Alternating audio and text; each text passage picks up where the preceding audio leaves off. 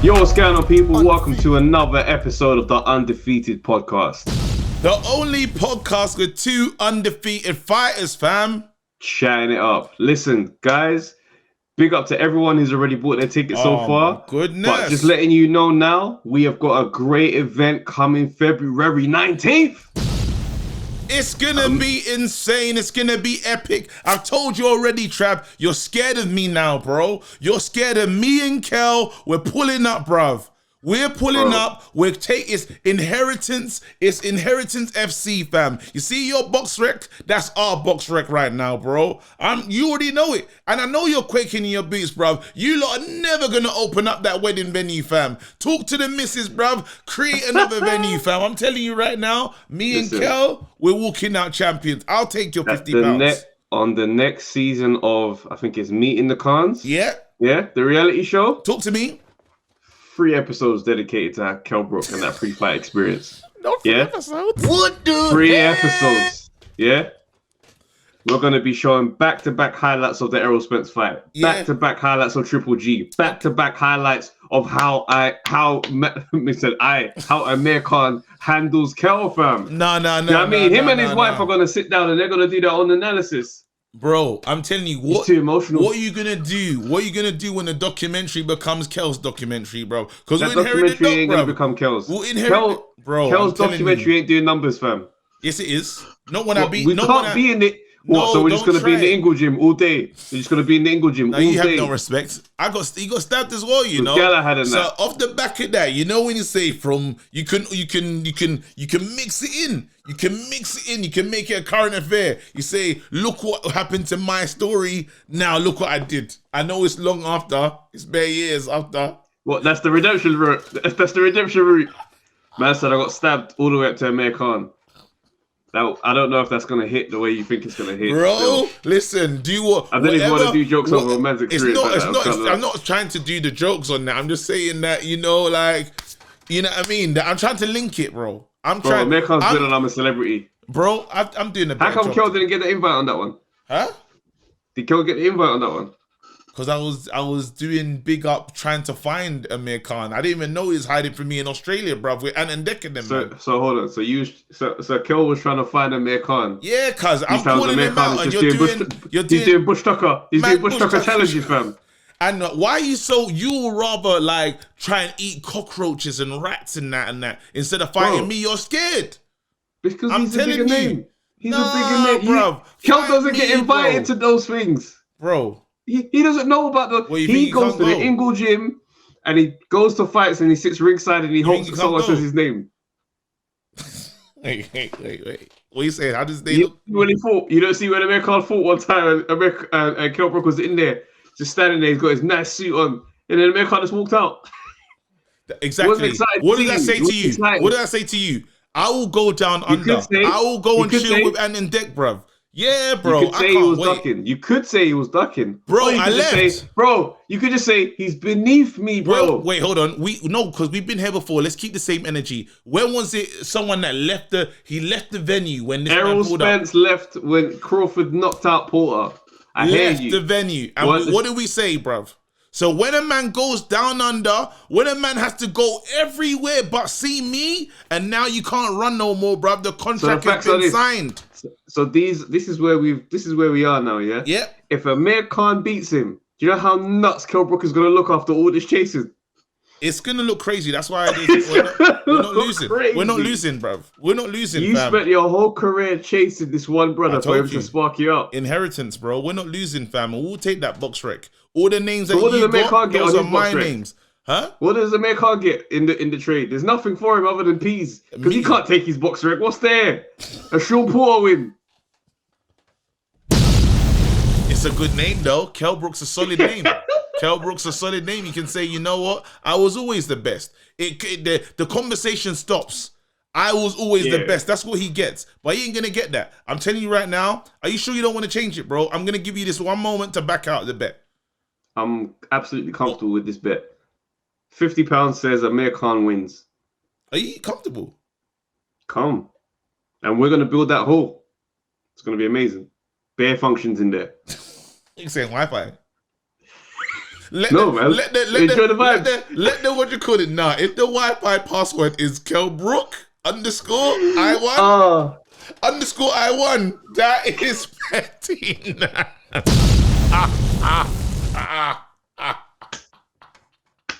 Flip snake, bro. Oh God! Well, let's go. Wait, you lot, make sure like, subscribe. Like, subscribe, turn on the notification, and share this pod with someone. And if this is your first time here, yeah, you just got a taste of the energy of these pods, bro. Yeah, it's good vibes and boxing. We like to get the jokes off, and we like to talk boxing at the same time. So welcome to the party. And if anyone was upset by the first, it wasn't really. I was just trying to do a better job than Bob Arum in term of promoting the fight. The promotion. So I just went anywhere. No, so still. you know what I mean. Again, like if you were affected or offended, I apologize. I could do the tweet thing. You know when you say the sorry, but in notes. In type notes. it up. You got to write a note and then tweet the screenshot of the notes. Yeah.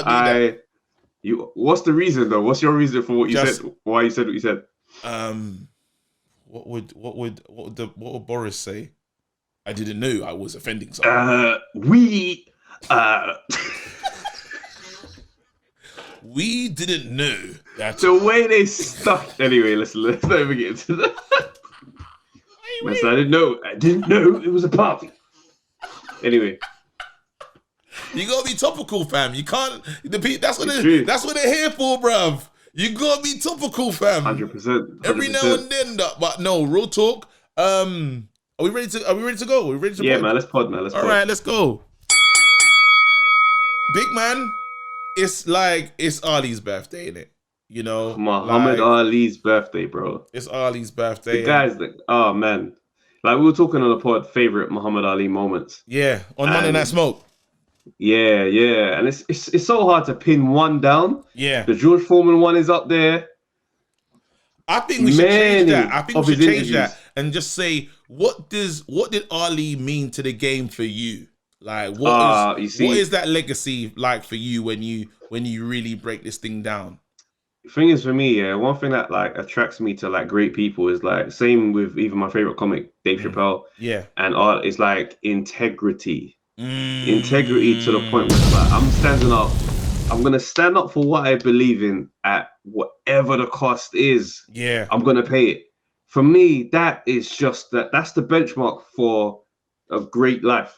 We'll never. You understand? It can take you to some crazy places. Granted.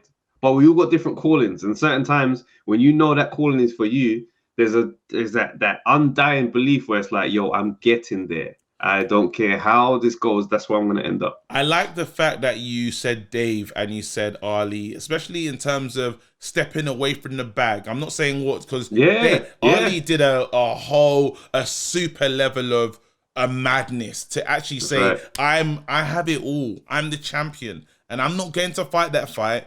And I'm walking away. Obviously, Dave's situation is completely different. But different. To be able to There's a lot of similarities, though. To be able to walk away from that kind of money, because we're seeing what fighters are doing. We're seeing the embarrassment of fighters tattooing their legs. Fam, or Bradis is calling out Jake Paul, a YouTuber, fam. There you go. We're seeing how low some fighters can go. I'm talking champs can sell themselves in a sense. And you're seeing people, and as you said, integrity.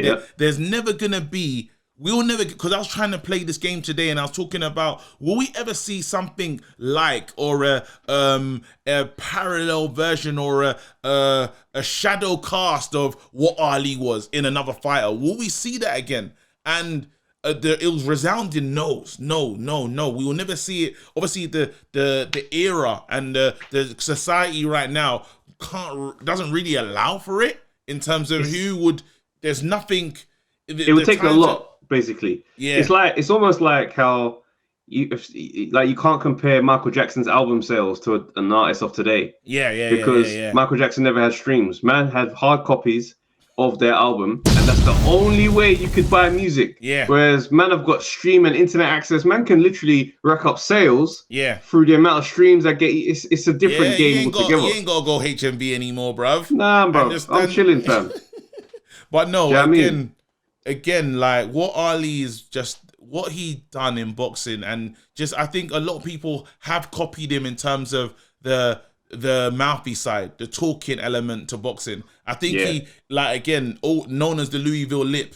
you know, and I think he riled people up. Mayweather took a lot of what Ali was doing. Mayweather took a lot of just the upset, because a lot of people didn't, even though Ali's loved now, a lot of people didn't love Ali at the time. He weren't loved for at how the he was time. speaking. They're like, look. But this is the thing, yeah. See, Muhammad Ali got his inspiration from wrestling, right? I believe it was, I can't remember the wrestler's name. I think it might have been, what is the guy's name? Some wrestler name, bro. Yeah, somebody will know in the chat or in the comments. But basically, he saw the entertainment aspect, the trash talk, and how people, they booed this man as he walked into the arena, and he comes in now and he's got to be. He saw that and thought to myself, I can put that in the boxing space. You understand? So he came in and created that whole atmosphere. This guy says he's gonna win, then he would predict rounds. You understand? If he's so great, he'll fall in 8. Like, there was all of that going on. So it's like, this guy was cocky, and then he comes in and wins. So it's like, it was, you know, one of the callers, Tony, on Monday Night Smoke, said it's like he clowned a little bit, but it's like, he made it entertaining. And I think the key part in all of this is that without the support of casual fans, superstardom isn't happening. Talk the talk. That is it. So however we label it, however we dissect, trash talk, this, that, it all amounts to entertainment. So when the casual fans buy in. Yes. Okay, so we're going to have this conversation. This is, I'm happy that we've stumbled here in a sense, because we're talking about what Ali's done. And again, Mayweather took not just the talking element, but he was more showboaty, you know, Floyd, Money May, and he had this thing of everyone turning up to see him lose. So they weren't there to love him. They were there to almost watch his demise. Everyone wants to see, like, everyone kind of looks at a car crash. You have a look like, we want to see how this is going to derail, right? The car crash will be on the other lane of traffic, but in your side there's traffic. Yeah. As everyone slows down to get a little glimpse. There you go, because we have to see it, right? And we're waiting to see what happens with Mayweather. But a conversation came up today, and I thought, you know what? Let's actually deep dive into this. Bob Arum's getting sued, by Crawford, and for grounds that, one, he didn't promote him properly. He didn't do the work. And he's saying there's money that, for loss of earnings, is basically what the suit is really about. And then the argument that's come back from just loads of different people is, well, how do you promote somebody that's got no personality? How do you promote someone so different to Ali and Mayweather? How do you do that? And then I have the argument as well that, well, at the same time, and I know I can't just bring in heavyweights, but has AJ got the biggest personality? Definitely not. Again, it's one of those things where the heavyweight rules are different. Okay, so let's move the heavyweights. Cool. So let's go back to another era of great boxing where it wasn't heavyweights. Fantastic. Was it Fab Four? Fantastic. Bloody hell. Sugar Ray, Duran, Hagler, Hearns. Yeah. So with these guys, you had a similar arrangement with Sugar Ray being the Olympian, right? He's the poster boy. You had Tommy Hearns. He's the absolute bad man, like in terms of I just knock man out. Yeah. You got Duran over there, and he's the hands of stone. Do you know what I mean? I'm the one that people love to watch me do what I do because it's just always smoky. Yeah. And then you got Hagler, who's very much like in the mix, but he's also like the quiet one. Yeah. Yeah, he's the brawler. He's like the personality don't really hit like that. But because he's got those, man, it's a gang. You understand?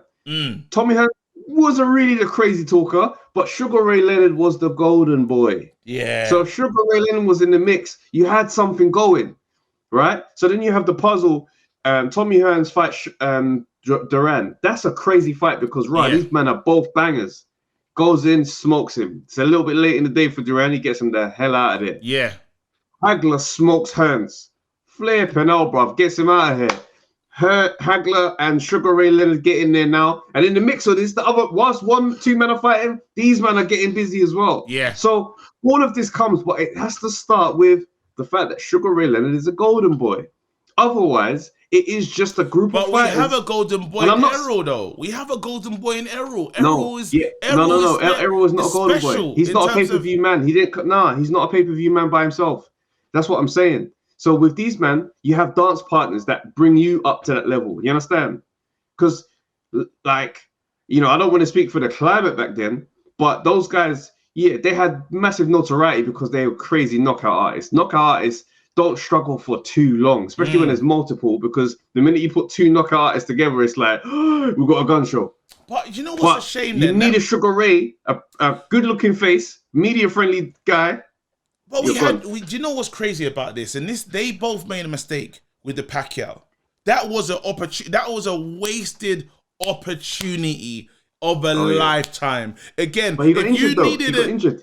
Yeah, but before that, and this is why Bob doesn't get to go off with that, because anyone that's clever, anyone that's got, look what Eddie Hearn's doing right now. Eddie Hearn is preparing Conor Benn. He's like, all right, cool. I'm mapping out what makes you look cool. I'm mapping out, you're going to see him with an AB. You're going to see him type. Look at the names he's calling out with a Porter. These names are... And what's good about it, just to add, is that along this journey, he's going to get better with each little step that he takes and progresses. There you go. So again, you get... Maestro came on, he said, listen, nine knockouts. He's won 9 knockouts. That is sellable. They sold Deontay Wilder for knocking out what he was knocking out. Yeah. They sold him. I'm saying because we don't really, when you think about the names, who are those names? But we saw the devastation. And if I'm not getting knockout videos of his work and getting the excitement, let's use Buatsi. Eddie Hearn has sold Buatsi. Even in Buatsi's inactivity, he's still up there with the light heavies that we talk about. He's still rated. He is. Because he sold him there is discomfort. Now the discomfort's coming because of inactivity. But in terms of when when he gets into the ring, my man does what he needs to do. His brand is prayer knockout.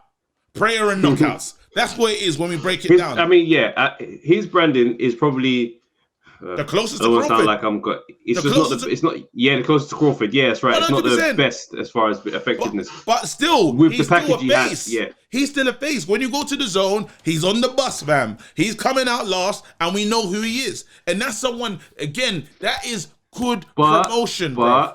But I'm not having this from Bob. That's not the metrics, unfortunately, because Crawford's face is everywhere. The metrics comes down to pay-per-view sales. And the reason why, and we yet to know where Buatsi stands on that conversation, because it's hard because this game, although it's very real, dangerous, and a lot of men put their life on the line, it is about the entertainment value for the casual fan that's going to pay for it. Yes. So there's a lot of work that isn't being done with a lot of fighters today. Do you see what I'm saying? And that's because sometimes people think that social media and wonderfully edited videos is going to be enough. Yes. No, it's not always the case. We actually need to get to know this person and choose if we want to like him. So that will dictate if we're going to root for him to win or we're going to watch to see him lose. But something needs to get my attention about this person. Do you know what I mean? You get certain fighters who don't have to do all of that because someone else is doing all that. So when I was saying before, and people obviously took it as, obviously we were getting jokes off, so it looked like I was trying to make fun. But when I said that Buatsi and Yard were linked with the way Yard was blossoming at the time, right? This is before the Kovalev fight, I believe. Yeah. The way his brand was blooming, Buatsi didn't have to do too much for his brand to also bloom. Because now you got this guy. This guy's over there. He's looking great. Adidas deal's looking fantastic. Everything is wonderful. It's shiny over there. Whereas I can stand here and pray and just knock man out. And everyone knows our paths have to meet because that's the route that we're on. We're together. Yeah, we're linked. That's the trajectory of the thing. Yeah. But here you have Errol Spence. He doesn't really talk much. He kind of just is around. Everybody respects him in the boxing world. But outside of that, I don't know that he's a superstar. And he's not. Then you got Crawford, who is not a million miles away from that description. So then you put them together and it's like, no, but even I think that fight excites the casuals. That fight does, because let's be real. There's something about Spencer's character when he's not fighting. He's a party animal. Let's be real. He's the guy that will turn up to press conferences drunk. He's a guy that will he pulls up. You always see him messing around. You always see he kind of you do get a party man vibe. You don't get the same as Crawford. He's subtle. He's too subtle. Well, even if it's a party boy thing, it's subtle. Everything about him is subtle. Even when he talks, he's laid back, he's chill. People, they gravitate to these guys that do this thing. And the fact is this year, there is a blueprint that, that is set in place for fighters of certain demographics. If we look at it historically, right? You got, the Eastern European guys, they can everybody's on the humble thing. Do you know what I'm saying? Like, we actually don't need, it's not really a requirement for you to speak English. So personality is not necessarily a necessity. Yeah. You could just be the stone-faced brother that shows up. That's it. Yes. Because that's what they've put on that type of thing. You see what I'm saying? Or you could be the humble white guy. Is giving you when it's just real. It's the same kind of like just calm, but not too much. But when it comes to, you got fighters from that Crawford's background, that kind of stuff. It's kind of predetermined that we want the talk. And if you don't give it, then you go against the grain, and then it becomes this thing where it's like, I don't know how to push this. Andre Ward is the example of this.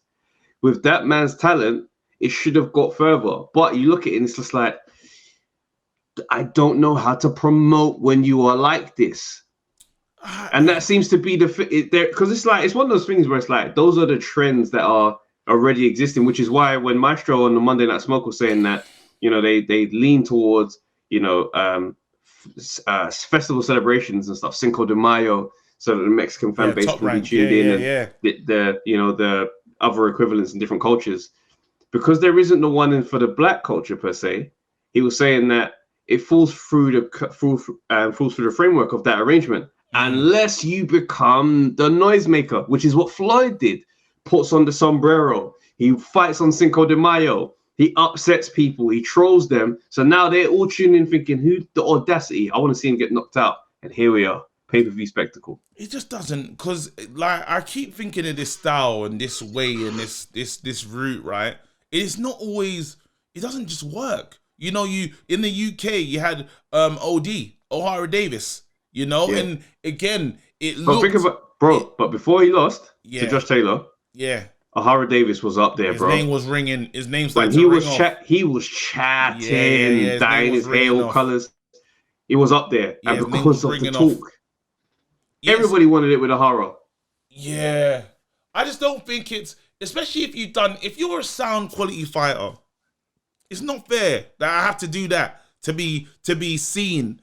It's not like, why do I have to turn into I don't need to do that show. I'm so skilled. I've got what it takes. No one can mess around with me. I'm actually I'm a pure boxer, and my talent should speak for myself. I should be able to walk into the ring and say, you know what? You're a throwback, man. And the thing is, whilst I mention these things, like everything in life, there is no blanket rules. Do you know what I mean? You can point out trends without thinking that every single thing is like that, because Josh Taylor is not receiving the love that he's supposed to get either. Yeah. And this man is undisputed right now. Do you know what I'm saying? So it's like, and he's got the mouth. He's got the talk as well. He's got the talk when it's there. Talking. When it's time. When it's with the other fighters, don't take Josh Taylor for no. You understand? I love that about Josh Taylor. I can't even lie. Do you know what I mean? It's a bit techie elsewhere, but when he's in there in these smoky settings, I get excited. But that just goes to show that even though I said those things about demographics and all that type of stuff, there's other ways that the boxing business is not kind to those who just want to get their job done. Yes. Do you know what I mean? And it's because the way the world has gone now. Like, you look at the music industry, entertainment. You think the best singers make it into the charts? Or you think use Jake Paul. Let's get right into it. You do Jake Paul right now is one of the biggest names in boxing. Bradis is calling Jake Paul out, a YouTuber who has not fought a boxer in any competitive bout. He's calling him out, and he's done 2 videos now to get his attention. That Incredible. Is the unfortunate landscape that we are in. Incredible.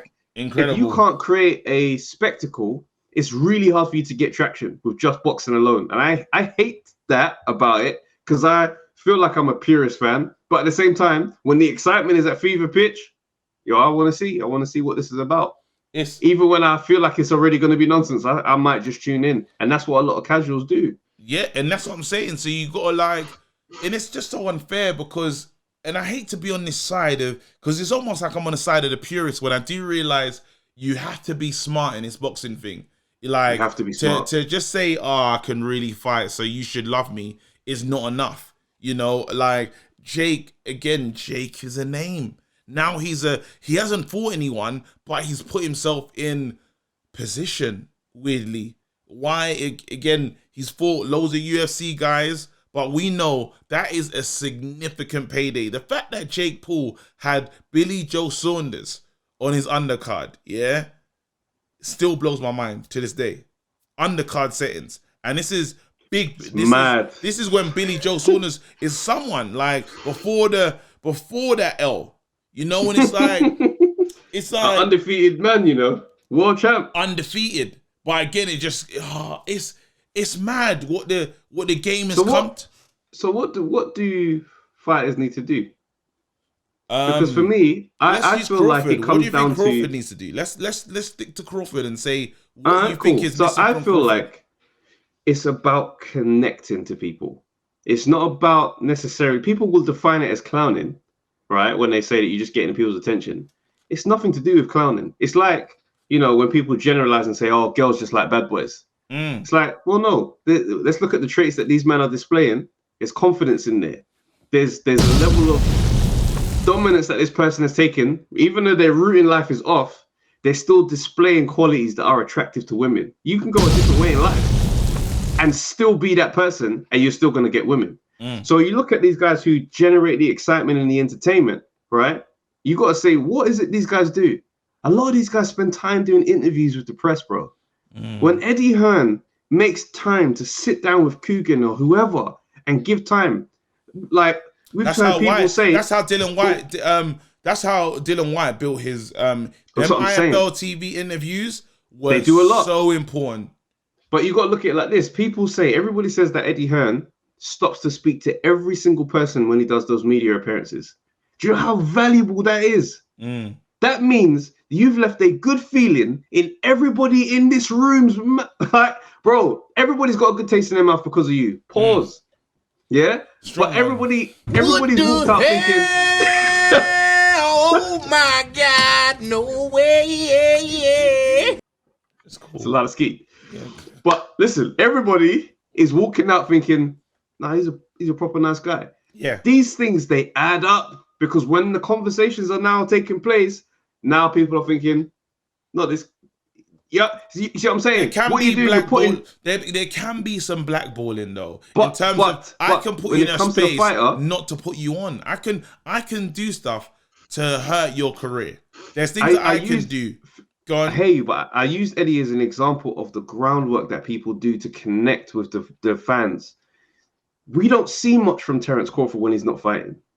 That's not okay in this day and age, unless you are a heavyweight who just shows up and the brand is a knock man out. Like, so, but wait, Bob Arum has got respect in the game, and Bob Arum does interviews.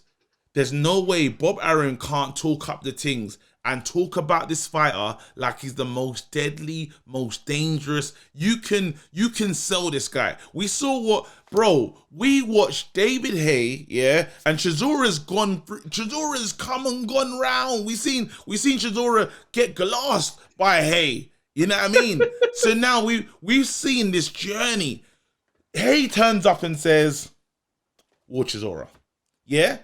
Already. Like, the same brand, it's the same product. The same product. Change the packaging. Immediately, we said, War Chisora. I started, again, it wasn't even, I loved it. Again, we looked at it and said, War Chisora. Now I say War Chisora. There's only one. Bro, I was making a real case for an ideal world where Chisora becomes a world champ. Thank you very much. And this is the same product, betterly packaged. You should see him in there. Because now, you got someone that can talk. He's doing things I've never seen him do before. Same thing. Sold better. And the problem with Bob Arum is he has a mic in his hands. He is a promoter, and you could say things. You could say some outlandish shit. Outlandish. You could do something where he could do something where, and you know when people get older and they start to move mad and say weird things and say, if my fighter, if Crawford was around in that magical 4 era and stuff, I'm telling you, he would have more than mixed up with them, and there's a few of them he would have beaten. If you just say dumb shit like that, yeah, because this is not even Crawford saying it. This is now on the promoter, which is his job to promote and push his fighter. And then all of a sudden you're like, well, let's see how good this Crawford guy is. I'm going to watch his next fight. But then I go watch his next fight behind the paywall. What? I'm not even sure about, like, show me him. It was a disservice. Bob Arum moved absolutely. I think there's enough in there to promote that guy. And he didn't do his job. I'm definitely not defending Bob Arum, by the way. You can't. Like, he has proved himself to be inadequate in this era, in my opinion. Like, he's got some quality fighters out there, and they could be bigger with what they are. Like, what Terence Crawford, and the thing is, there's certain things that he's being sued on. Like, you promised him 3 fights a year. You haven't delivered on that. Yeah. Loss of earnings is a very viable conversation to be having at this 100%. Point. The headlines have grabbed onto racial bias and they've made it about all those other things. Yeah. Do you know what I mean? When I speak about the different demographics and how people are ready to receive those things, I'm talking about what we've seen in trends and how these things have happened. Like, there's certain, it's just the way it's gone. Not to say it's a blanket rule, because there's obviously exceptions to the rule. But when we look at the role of a promoter, when I mentioned Eddie Hearn and the stuff that he's doing, you look at what Bob Arum is doing, it's a worlds apart, bro. Totally different. Do you know what I'm saying? This is the first time I've ever seen somebody suing, if I'm honest. Like, that for me is just like, okay, it's an eye opener, but we'll see. We'll see how that goes, man. Again, Crawford, I hope it all works out for you. It's sometimes you want to see the cream rise to the top and it not be about some of the nonsense. Yes, he needs to, there's onus on Crawford to probably do a bit more. There is that, come on, give us something. You know, even if you're, because like when we talk to Dan Aziz is perfect. Dan is not going to be disrespectful, but he lets you know that he's ready to go. That's the thing about he lets you know Crawford. I'm ready to go at any time. Anyone, let's do it. Yeah. There's never disrespect. Even when I tried to pull disrespect out, he's like, it's because they are generally friends. Like, he's like, no, we're friends, but don't get it twisted. Like, we'll really go. And I respect it. And what frustrates me about the Crawford situation is that I like Terence Crawford a lot. I like his personality. I like his values. Proper family man. Yeah. That energy, like, if that was it's just amplified a bit more, people would love Terence Crawford. Yeah. Do you know what I mean? But I think in this era, you can't really just rely on the promoter anymore. That I think that those days are kind of gone. Whilst it's great what Eddie Hearn does, but I still would like to see a bit more from Boatsy. I still would like to see him sit down and interview with certain people. Like, I'd like to see and get to know Boatsy. I don't know anything about Boatsy based on what I've seen. Yeah. Do you know what I mean? So there's the responsibility that falls on the fighter as well. So whenever you do hear someone say that and say, yo, this guy could do more, I get that, because you can't sit down on your hands and wait no more. Floyd didn't. You make a strong point. Yeah, it's a strong Think about point, how man. much we've got to know Craig Richards since we started this pod.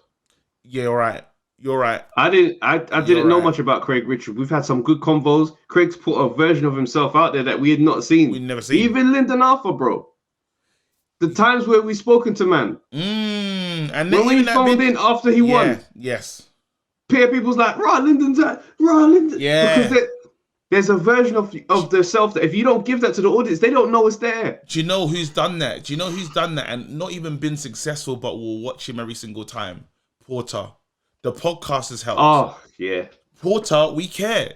That's one guy that we can say we care so much that even when he lost and his dad was talking to him crazy, he was like, let's just pull up and see what he thought about that moment. Yeah, and he breaks it down, and like, I still care. I care about Porter today. You know, like, I mean, yeah. I want to see what fits. I want to see the crazy fits. I want to see the fits. I want to see how he's gonna. I love the way he talks boxing. I enjoy it all, and again, that's somebody that he's done. It's clever work. It's good work. It's the marketing. So you have a point. But I do feel that there should be a big level from the beginning. There should be a massive. Look at Dubois. We laugh about Frank all the time, yeah. And Dubois' fits are crazy. We saw Dubois with the leather jacket and the training clothes. Yeah, it was mad. It was Matrix plus I don't know Matrix jacket gym. You know, Gymshark.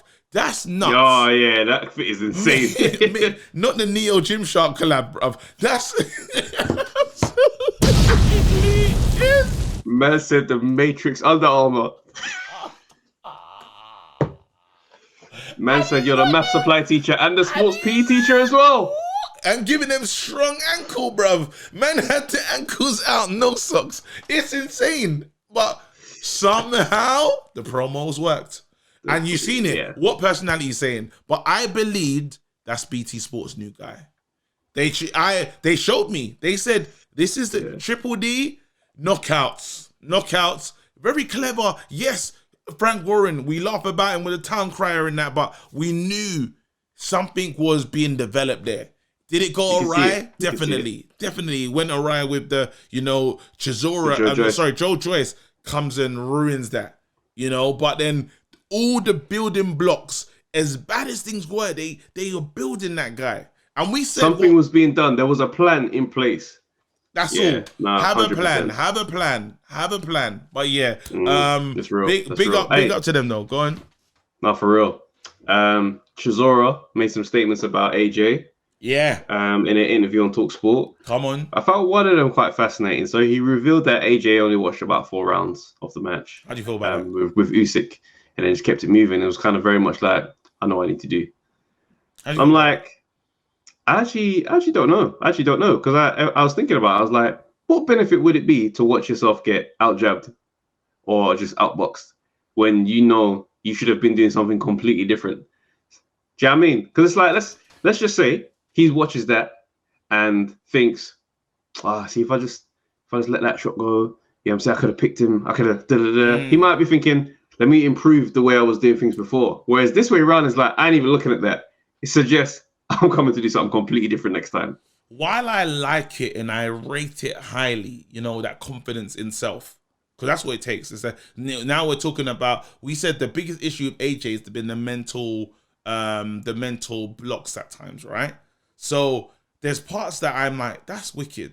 But then at the same time, with the same brush, you say to yourself, well, while it's great and I rate that you've done that, there might be a bit of help just seeing a certain body tells that happens when you he might grimace or he might do a like a head nod to say, I'm okay. Yeah. But there's little things that a fighter will give away and you say, oh, I've got you hurt, that you can look at. Now, obviously it's AJ, as you said, it's my coach's job to do that preparation work, to look for those things. But you say, maybe that will give you a couple percentage-wise of belief in this fight, because let's be fair, this guy dealt with you, So watching it back kind of makes sense, but I rate it because if you now do say to yourself, you know what, you were never on my level.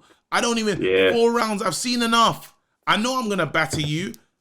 That's wicked energy. That is good energy. So I hope it is more of the latter than more of a stupid mistake. Right. I hope it is. Right. But yeah. Mate, just away from the heavyweight side of things, Callum Smith is now mandatory for a WBC shot at Beterbiev.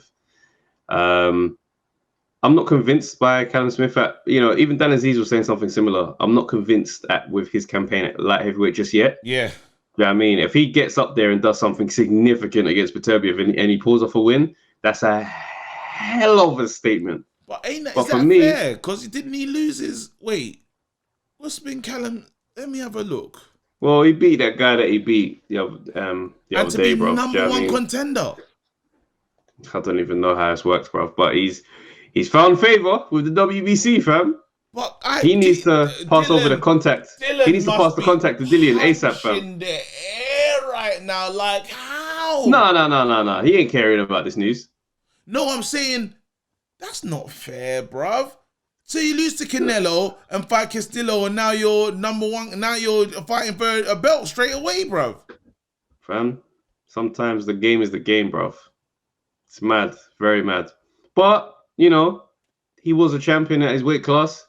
You know what I'm saying? He's coming up to another weight class. It ain't going to be too hard for him to get another shot. So it's slightly different. It's different settings. Yeah, I mean, you can't really compare. It could be different, but it just feels a bit like, oh, bro, that's doesn't feel right. Yeah, no, but you can't look at the world through the eyes of Dillian White, unfortunately. Very true. But I just feel like I'm just looking at the WBC like that's all. I'm just looking at WBC like raw, like that's mad. That is mad. Like like, and just imagine where because I know that Dillian was #1 contender for a long time. No, he was number one. He wasn't mandatory. There you go. And he lost to Povetkin, and he righted his wrong against the same guy that beat him. Put me back in position. Like I should be kind of in some kind of title shot if this is real WBC in, but it is what it is. Big up to Callum. Can he beat Beterbiev? Not in my opinion, no. Joe Smith fought this weekend. He's got a belt. I think he's the easiest person to get a belt from.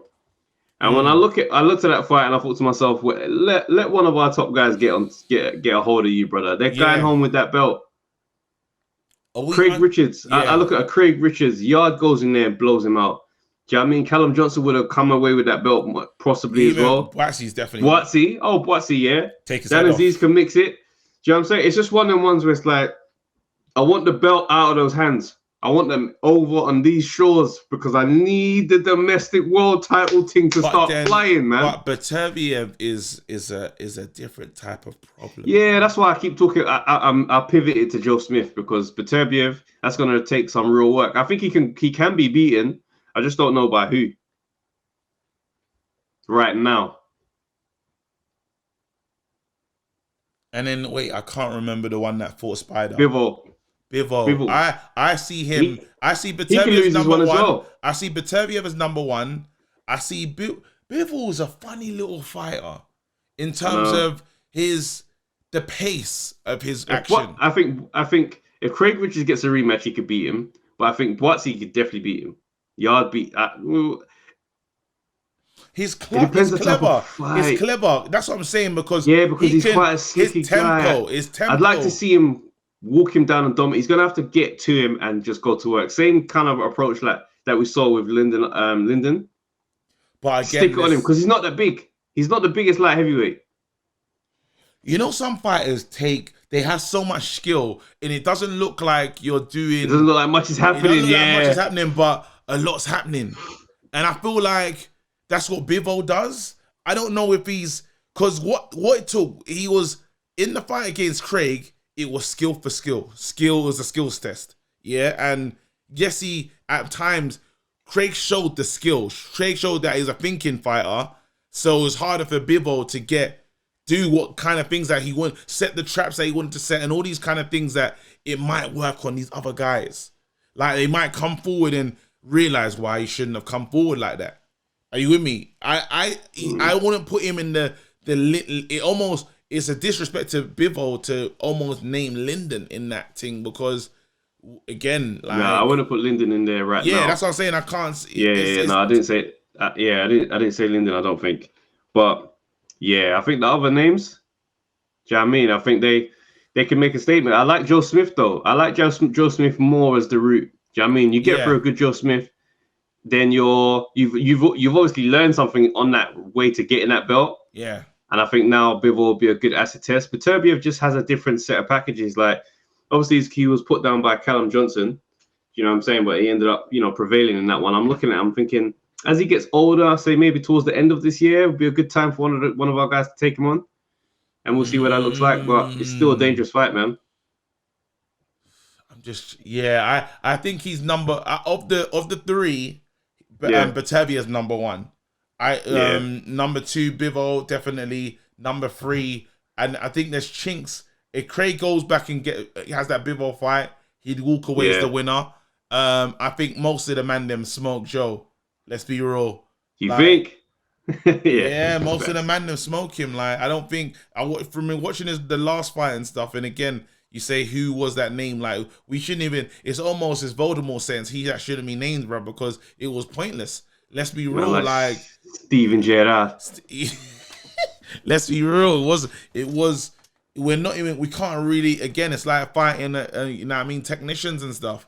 Like, it's the same. These times, Craig Richards was ready, 5 days notice. This guy said his bags were packed. Let's go. Incredible. Doesn't want to lose his belt, which says a lot. That says a lot. So for him to be, I think he got through that fight, and now he's calling like Canelo and Beterbiev and guys like this. Oh, he's not serious. That's when he let me. Oh, that's when he's like, oh, you're cashing out. Cash out. We've seen it, bruv. That's a shame, man. But listen, he won a championship, so like as much as I want to cuss, I couldn't say nothing. Anyway, let's move it on. We haven't spoken about Klitschko Fury. A little bit of back and forth. Yeah. A little bit back and forth. Fury got excited. He was on the treadmill recently. Do you know what I mean? He started cussing AJ as he does. He's just like, oh, how'd you lose to that little pumped up steroid man? You guys come up from middleweight and you let him come and take the belts. He goes, no, I've got to go and get the belts. Send them to me. That little steadhead. Yeah. I think to myself, right, you're making some strong steroid, really crazy allegations. And again, we never seen any reports of Usyk doing that. So that to my knowledge. Not to my knowledge. If anybody has any prior information on Usyk and, drug conversations, in the comments, please. Please let us know. But yeah, I've not heard anything like that. So I feel like it's really unfair, especially when that's your history. Yeah. But do you think I think it was, again, Fury is clever. He is quite smart. And I was thinking, why did he do that? Why is he sending AJ? Man. But then the moment wasn't about AJ. The moment was about, okay, I need to deal with Usyk. Let me start this. Let me first build up this narrative of Steadhead, you're not on my level. Because I had to tell myself I'm better than you. Yeah? So even if, MJ, when he would create a lie, you said this about me. And you just drunk. Yeah. MJ will say, this. You said this about me. Never said it in my life. I don't even know you. And I wear Jordans. And he'll treat you like it's smoke. It's smoke. So now I know that Fury's preparing his mind for the moment that, because he wasn't thinking about Usyk, never at this time. And every time he's spoken about a fighter, you can go back. There's interviews of Fury talking about absolutely everyone. When he was getting ready for Hay, you could hear the messaging that he was pushing to Hay. You could, every single time he's chipped away just to take something away from this fighter. Now he has to do something you want a response. Unlucky for him, the person that responded wasn't the person that he's looking for, in a sense. Klitschko responded. He's probably thinking, I would have liked to hear from Usyk. Just to know if I... Just to know. So true still. Just to know if I just, if I got to him a little bit. Just a little bit. Because all I can see from him is, I'm seeing he's doing stuff that I would do. Training in the snow. Doing all these cool, weird antics that I like. Little gestures. Little things like, just funny. And like, at the moment, I haven't knocked him off his pivot. He did it think about it, with Ruiz, while Ruiz was a champion, he said, let me give this sombrero. I just want to see what Ruiz does. Ruiz was absolutely livid. And also, it's like, the consistency of his antics are hilarious, bro. During the Wilder fight with the Nigeria gum shield. There you go. He's been trying, he does little things, very subtle. But what it is in my thing is that when you got someone who's like Iceman, like Usyk, right? And that's not irony based on him doing stuff in the snow. He is one of those people that, how can I say this? I think it's effortless for him to just do it because of how little is required for him to be effective with the mind games. Yes. He was probably just on a skiing trip and someone put a camera and he just, and now he's training in the snow for AJ. Bro, like Usyk is taking all of this in his stride and he's realizing it's like, I don't even speak. Yeah. Do you know what I mean? I come out and I say things that you like a lot. I feel, you know what I mean? And that's it. Whereas everybody wants to psychoanalyze. Fury now is going to have a nightmare trying to get into his head. Unchink it. He's trying, literally, what he's trying to do is, and the person that he totally defeated was Klitschko. Let's be real. He defeated, He Klitschko. He left him gun shy. He defeated Klitschko to a way. He just disarmed him. You know, he defeated Deontay Wilder in the first one. Remember, because there was a lot of back and forth, and Deontay Wilder's never been outspoken, never been out. He just bullied in terms of the before till we get Deontay Wilder going so crazy, and it's the meme forever till this day. Radio Raheem. He took him out of personality that he switched it on his brother, fam. And seen it. Yes. It was a different convo though. It don't matter. It don't know, but I'm saying that it's still, I get the convo's different, but I'm saying that I'm like, you had him acting out. I've got you out of character. We haven't seen what we ain't going around saying to this day or being that intense in an interview ever since. Another man has moved you to this place, and every single time when we look at Fury, he's had these wins over certain people. For AJ to give us an interview and say, people calling me like, you know, not a boxer and just like a heavyweight and like a bodybuilder. No one said that but one man. You know, like, so now this work has been for Usyk. It has, and he knows that this Usyk fight in Fury's head, I'm fighting him soon. One at some point, you know, and it's clever for him. It's clever from Fury.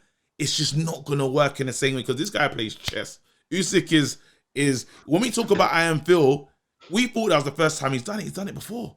He was trying to get this off for a moment. That's a thinking. That's what I'm saying. He's a thinking man. He is a thinking fighter. Like, I can't wait for their back and forth between them. And his pedigree is fantastic. And it's one of those things where it's like, we've made this about AJ losing, like, without also making it about Usyk winning the fight. Do you know what I'm saying? And I look at Usyk against someone like a Fury or something like that, and there's a part of me that feels like he could compete with these guys again, but the size thing is always going to come up for him. And unfortunately, it's like the size thing is going to come up because these guys are abnormal heavyweights. But what happens when yes, the size is there, but what if your mentality is bigger than the size? Because we have to be honest. Don't get me wrong. When I say the size thing, it's more of an acknowledgement of a fact rather than he's just too small. Too small talk is kind of done now. Yeah. Do you know what I mean? And it's like, he's not really too small. My main thing is that he doesn't, I don't think he has, we'll see what's in this guy's arsenal in it, but I don't think he's got knockout power. Yeah. Do you know what I mean? So it means that it's going to be a 12-round job most of the time. I want to focus on what Usyk did though in it. There was a moment because I used Billy Joe Saunders walk up to the ring, right? And he was all over the place. Yeah? Usyk, I remember the sound. It was almost the same. Billy Joe was fighting Canelo, and Canelo AJ, in terms of brand and just what they mean to their respective areas, there's no denying it. Then you got Eddie Hearn, you got the fireworks, you got everything going off. That entrance was massive. It was actually too big. AJ's entrance was insane. If you're Usyk, you're in there. Remember, you go in there first, and he's got the funny Daft Punk, the black Daft Punk thing, and he's calm. He's calm, clever. I thought he was nervous even. Really? Well, to be fair, he probably was nervous. Why wouldn't you be nervous? But nerves don't detract away from the performance. You need nerves. Very true. But it's clever probably having that mask so he doesn't tell too much, because we couldn't see his face. So we didn't even know what was going on. We just saw him walk into the ring. There was a bit of little movement here and there. And they booed his national anthem as well. This guy did not care. Mentally. That was wild. Mentally, you didn't have the crowd. Mentally, it's so true. You were sold a man away from home, and you had mental fortitude of another level. And Fury still has to sit home and say, mentally, this guy's a problem. Mentally, you know why? To think about him. I tell you what, the problem is shaken. If a Fury Usyk fight happens, you know what the biggest problem is? What? Where do you have it? Because both of these men are road warriors. And you could say quite calmly, oh yeah, it would be in the UK and it'd be Fury. No, Fury doesn't fight here. He doesn't fight here. Like, this man has conditioned himself to be someone who ruins the party. Yeah. I'm the underdog. Yeah, you think he's gonna win because he's this. You think he's gonna win because he's that. I'm gonna do it. Big fat Gypsy King. I'm gonna do it. But what's happening is now Usyk now becomes this like, okay, cool. Well, I'm coming all the way from Eastern Europe. I don't care where this thing happens. Yeah. Let's get it. Now, straight away, he's thinking, I want to take this to Las Vegas. Las Vegas, the America's not going to buy into this fight. Not like how they did for Wilder. You need an American in the fight. Yeah, and you're right. I'm just going to elevate the point as well. There is always that. I would like to be AJ and have what AJ had. Let's go into the UK. But now I'm not the underdog. Now I've got the crowd. Now I'm the real A side in terms of, and it's like, because he's promoted it. He said that you messed up the thing. Britain had the belts. I'm gonna need a real British guy to go back there and get it done. That's the rhetoric that has been used. Exactly. And it's an interesting one, because I think if we think, like, if people think that him being the A side for the first time in that last Wilder fight didn't play on his mind one bit, it did. I'd have to say, nah, man, you have to break that up. You're gonna have to really, really explore that, because it's different. I mean, it had to have been a thing. Mentally powerful though. Again, and he came through it. Don't get me wrong. I'm not mentally critiquing powerful. like that. Yeah, he came through it, but it was definitely a thing. Again, now the next journey is be the hometown guy, fight at home. Yeah, we haven't seen it. A packed arena at home. And the last time we saw it was Cardiff, and we got the cut of a lifetime from my man, Otto Wallin. It was hell for leather, brother. It was almost like, he's just the one thing that, just to give Fury ratings, his mentality is just insane, though. In the ring, his mentality is amazing. It's insane. Like how I see it is that he just always knows what's required. Whether or not he executes it perfect, he knows what's required. It's like, all right, cool. We're not boxing. We're fighting, yeah? Yeah. Let's fight this. Let's fight. There's no messing around. It's an in-between round decision. I'm now fight. Let's go then. I respect it. You have to, like, again, I can't wait to watch this play out. Now I'm paying attention. Before, we kind of stumbled upon this. Thinking, these men are really like, but now I'm fully paying attention. I want to see when Usyk bites. That's all I want to see. If I get a video from Usyk to which I doubt is gonna happen. If I get a video, he'll do a video and go like this, and that'll be it. Oh yeah. And even if he gives us a Fury, that's it. Yeah, Fury. Oh man, listen.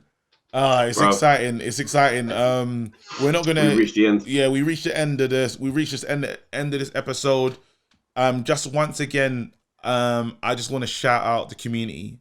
Big up to yourselves. Thank you for watching. Thank you for the support. It's incredibly immense. We put our merch in that. We put our merch out today. The links below. Merch is available. And you guys are like buying mad merch. Like, that's crazy. Yeah. So we'll meet the orders. Like, you man are buying mad merch still. So thank you so much. Like that, you're just you just got this vibe for us and that. So no, thank you, man. We appreciate it. You know what I'm saying? We created this idea just to be able to chat boxing with like-minded people. Do you know what I mean? And learn in the conversation as well. And it's just the community is growing. Like, we've even got boxing experts in our audience, like boxing trainers who are training amateurs and doing all of that. Just getting involved in the debates is beautiful, man. It's so beautiful. Yeah, I mean, international, caller from Australia, like Maestro from New York, like it's just And it's wonderful, man. It's incredible, and it's like I feel privileged to be in this community because, again, I was the ultimate casual, as in the terms of when I now deep it in terms of what I know now. But then it's like I was the ultimate casual, but again, so much respect for the knowledge that the community have, and the fact the community turn up to vibes with us and listen to me, beautiful. Like it's beautiful. So big up to yourselves. Can't wait to see you at Inheritance, bro. That's what we're calling it. Can't wait versus Brooke. Can't wait to see you at Khan versus Brooke Inheritance when everything comes over to this side, bro. Make sure you withdraw £50 in cash. Listen, I want that on your person on the night of the fight. I'm due a win because if you think about it, it's not been nuts. Linden was a bad day for me. Yeah, it was. I'm due to win. I'm due to win. But I found form. I found form now. I had Fury. Wait, you had the Fury originally. I said Fury though. Original, bro. Fury Wilder. Don't pretend like run you don't me remember my what I piece. did. Run me my piece. Don't pretend like you don't know what I did, fam. Go cash point and run me my piece. Don't point that way, fam. Go and run me. The cash point is there, bro. Run me. Man. Shut up, man. See you later. Take care, people. Get your tickets, get your merch. We'll see you soon. Peace. Yo, people, thanks for watching the Undefeated podcast. Make sure you like, subscribe, share, leave a comment, and all that good stuff, man. This is the place to be.